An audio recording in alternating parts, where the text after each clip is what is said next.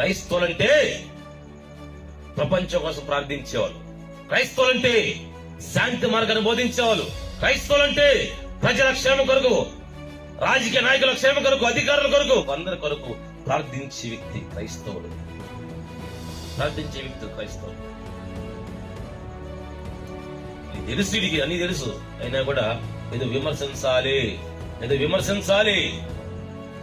విమర్శించడానికి పూనుకుంటే, క్రైస్తవులు కూడా పూనుకుంటే వాడు పనికిరాడు. వాడు నోటికి వేలేసుకుని మొలబి కూర్చున్నాడు. విమర్శించడానికి కాదు, సత్యాన్ని బోధించడానికి. ఏ క్రైస్తవుడు ఎప్పుడు కూడా ఇది మీకు డబ్బులు ఇస్తాం, మీకు అది ఇస్తాం, ఎక్కడ నిరూపించొద్దాం, ఆధారం లేదు. సత్యాన్ని బోధిస్తుంటే వింటున్నారు, రక్షించబడుతున్నారు, ప్రభుని దగ్గరకు వస్తారు. ఎలా ఆపగలుగుతావు? అతనికైనా సరే ప్రభు నమ్ముకుంటేనే పరలోకం, మోక్షం, లేకపోతే నరకం అనేది ఇలాంటి పాపుల కోసమే. వాడు పాపేగా.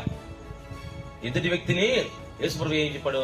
దీనివల్ల నీ పొరుగుని ప్రేమించమని చెప్తే వీడు దూషిస్తాను. నీకు క్రైస్తవులని అలాగే ముస్లింస్ ని అందరం దూషిస్తాడు.